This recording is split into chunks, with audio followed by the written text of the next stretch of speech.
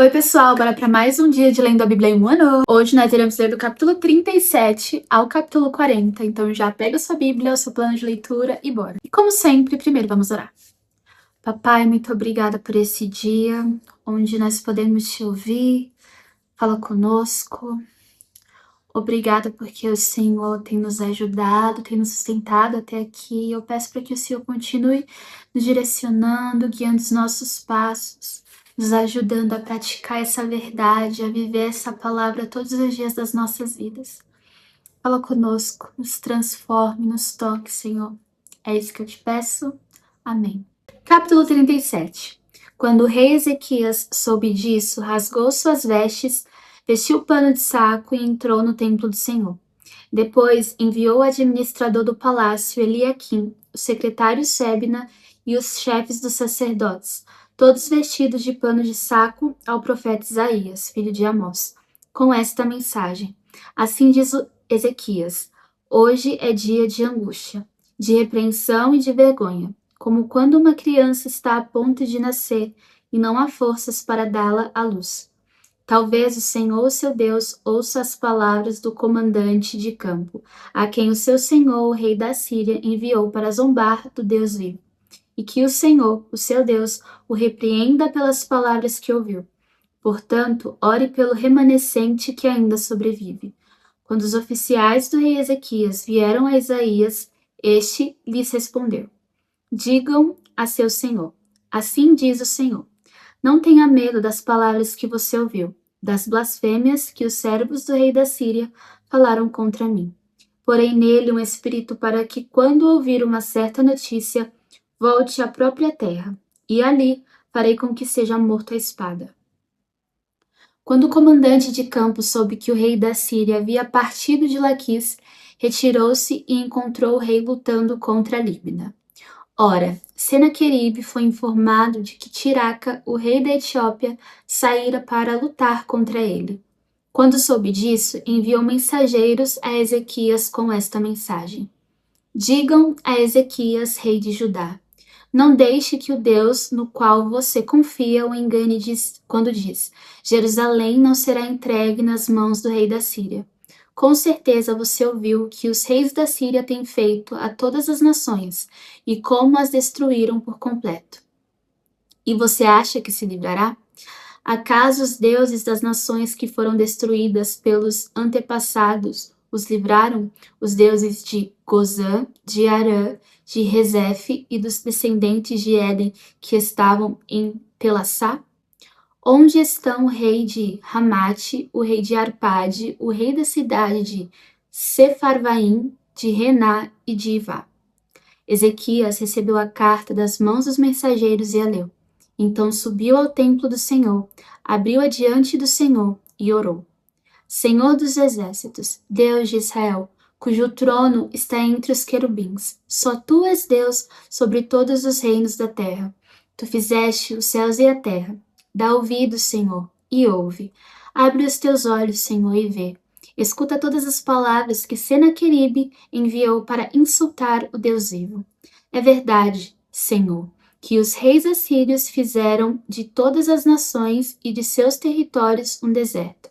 Atiraram os deuses delas no fogo e os destruíram, pois em vez de deuses não passam de madeira e pedra, moldados por mãos humanas. Agora, Senhor, nosso Deus, salva-nos das mãos dele, para que todos os reinos da terra saibam que só tu, Senhor, és Deus.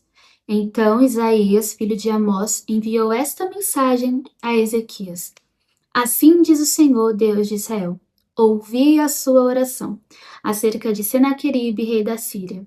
Esta é a palavra que o Senhor falou contra ele. A virgem da cidade de Sião despreza e zomba de você. A cidade de Jerusalém meneia a cabeça enquanto você foge. De quem você zombou e contra quem blasfemou? Contra quem você ergueu a voz e contra quem levantou seu olhar arrogante? Contra os santos de Israel. Sim, você insultou o Senhor por meio dos seus mensageiros, dizendo: Com carros sem conta subi aos mais elevados e inacessíveis cumes do Líbano. Derrubei os seus cedros mais altos, os seus melhores pinheiros. Entrei em suas regiões mais remotas, na melhor parte de suas florestas. Em terras estrangeiras cavei poço e bebi água. Com as solas dos meus pés sequei todos os riachos do Egito. Você não soube que há muito eu já o havia ordenado, que desde os dias da antiguidade eu havia planejado? Agora eu o executo e faço você transformar cidades fortificadas em montões de pedra. Os seus habitantes, já sem forças, desanimam-se envergonhados. São como pastagens, como brotos tenros e verdes, como capim no terraço queimado antes de crescer. Eu, porém, sei onde você está, quando sai e quando retorna, e quando você se enfurece contra mim.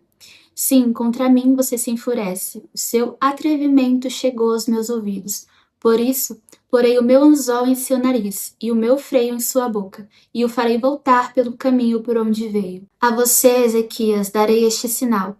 Neste ano vocês comerão do que crescer por si, e no próximo que daquilo brotar. Mas no terceiro ano semeiem e colham, plantem vinhas e comam o seu fruto. Mais uma vez, o remanescente da tribo de Judá lançará raízes na terra e se encherão de frutos os seus ramos. De Jerusalém sairão sobreviventes, e um remanescente do monte Sião. O zelo do Senhor dos Exércitos realizará isso. Por isso, assim diz o Senhor, acerca do rei da Síria: ele não entrará nesta cidade, não atirará aqui uma flecha sequer. Não virá diante dela com escudo, nem construirá rampas de cerco contra ela.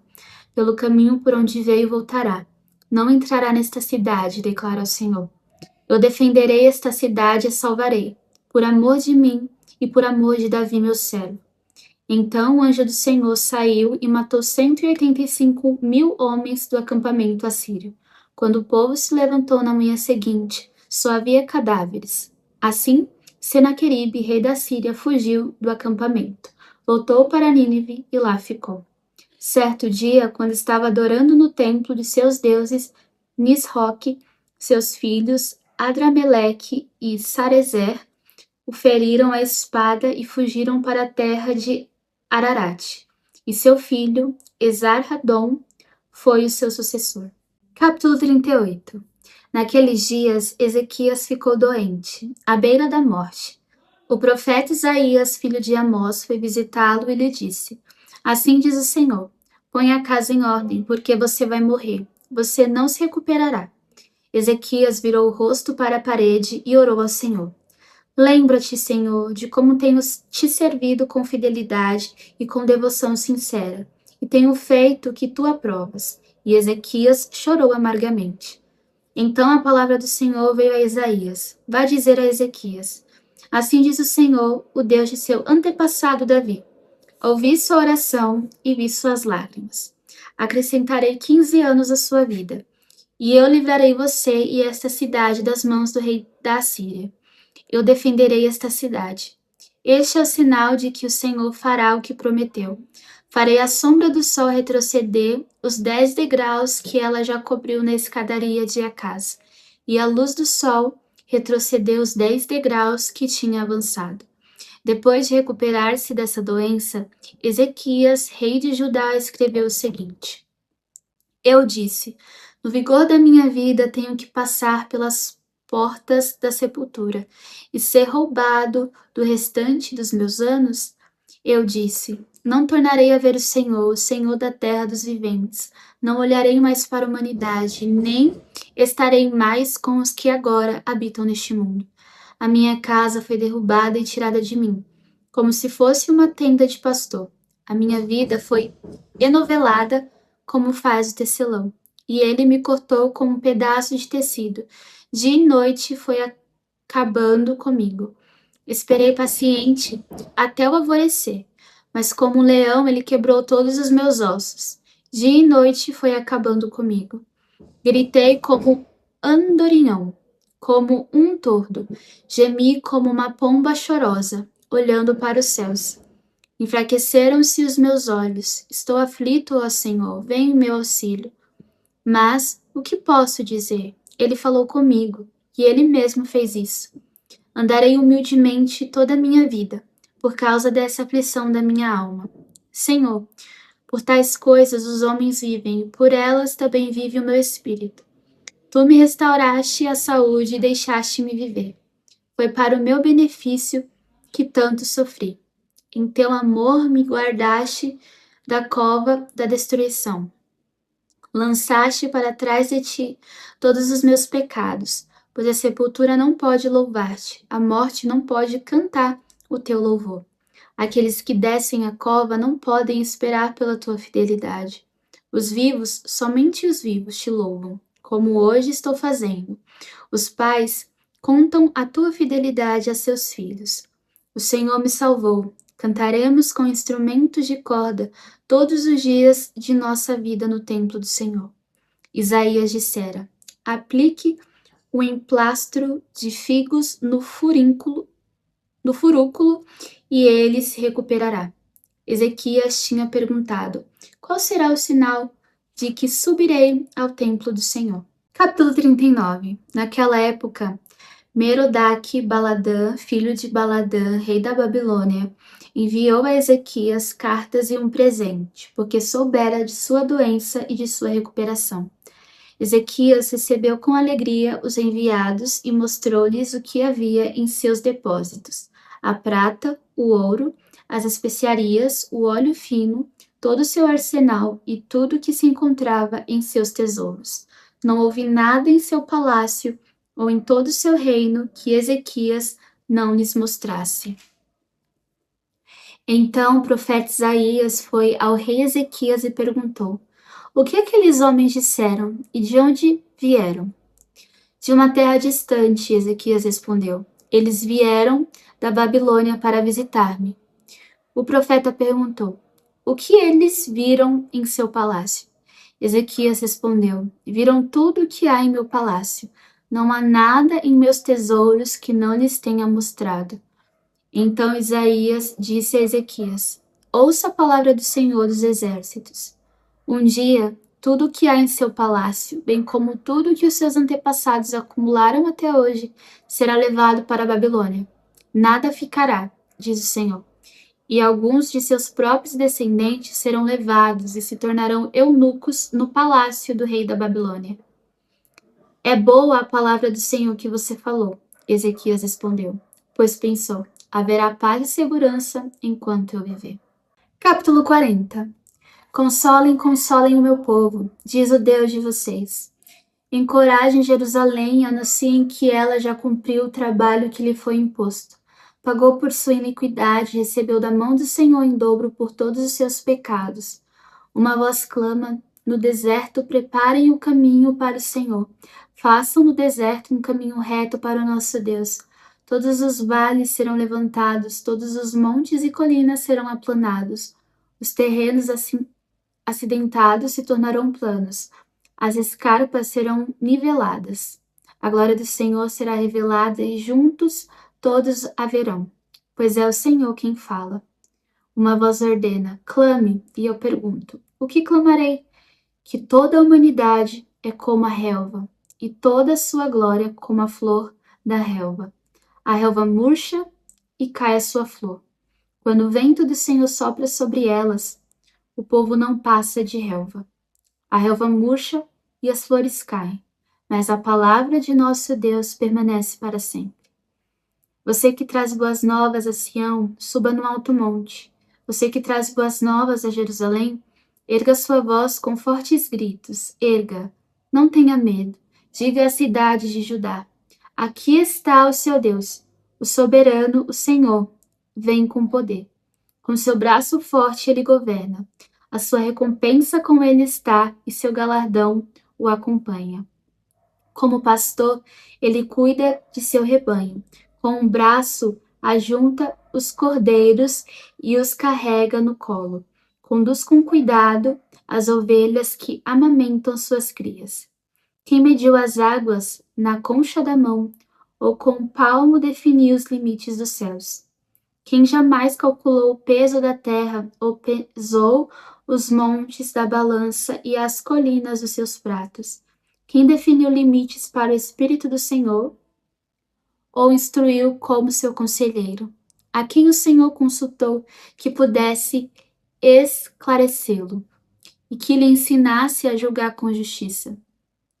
Quem lhe ensinou conhecimento ou lhe apontou o caminho da sabedoria? Na verdade, as nações são como a gota que sobra do balde. Para ele são como o pó que resta na balança. Para ele, as ilhas não passam de um grão de areia. Nem as florestas do Líbano seriam suficientes para o fogo do altar, nem os animais de lá bastariam para o holocausto. Diante dele, todas as nações são como nada. Para ele, são sem valor e menos que nada. Como quem vocês compararão Deus? Como poderão representá-lo? Com uma imagem que o artesão funde e o que o ouvires cobre de ouro e para a qual modela correntes de prata? Ou com o ídolo do pobre que pode apenas escolher um bom pedaço de madeira e procurar um marceneiro para fazer uma imagem que não caia? Será que vocês não sabem? Nunca ouviram falar? Não contaram a vocês desde a antiguidade? Vocês não compreenderam como a terra foi fundada? Ele se assenta no seu trono acima da cúpula da terra, cujos habitantes são pequenos como gafanhotos. Ele estende os céus como um forro e os arma como uma tenda para neles habitar. Ele aniquila os príncipes e reduz a nada os juízes deste mundo. Mal eles são plantados ou semeados, mal lançam raízes na terra, Deus sopra sobre eles e eles murcham. Um redemoinho os leva como palha. Com quem vocês vão me comparar? Quem se assemelha a mim? Pergunta o santo. Ergam os olhos e olhem para as alturas. Quem criou tudo isso? Aquele que põe em marcha cada estrela de seu exército celestial e a todos chama pelo nome. Tão grande é o seu poder e tão imensa a sua força que nenhuma delas deixa de comparecer. Por que você reclama, ó Jacó, e por que se queixa, ó Israel? O Senhor não se interessa pela minha situação.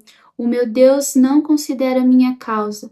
Será que você não sabe? Nunca ouviu falar? O Senhor é o Deus eterno, o Criador de toda a terra. Ele não se cansa nem fica exausto. Sua sabedoria é insondável. Ele fortalece o cansado e dá grande vigor ao que está sem forças. Até os jovens se cansarão e ficam exaustos. Até os jovens se cansam e ficam exaustos, e os moços tropeçam e caem. Mas aqueles que esperam no Senhor renovam as suas forças, voam alto como águias, correm e não ficam exaustos, andam e não se cansam. Agora vamos orar. Papai, muito obrigada por esse dia, muito obrigada por essa palavra. Eu oro para que, em meio às dificuldades, os problemas, as circunstâncias, nós não venhamos esquecer quem o Senhor é. Que quando o inimigo se levantar para nos afrontar, que nós não venhamos esquecer quem o Senhor é, um Deus soberano, poderoso, que é maior do que qualquer coisa, maior que os nossos medos, maior que a circunstância, maior que as dificuldades. Que nós podemos descansar nessa verdade e confiar, porque o Senhor é um lugar seguro. Obrigada por tudo, continue ministrando aos nossos corações. É isso que eu te peço. Amém. Bom, agora você já sabe, tira um tempo para meditar sobre tudo que nós aprendemos hoje. Te vejo amanhã. Um beijo. Tchau!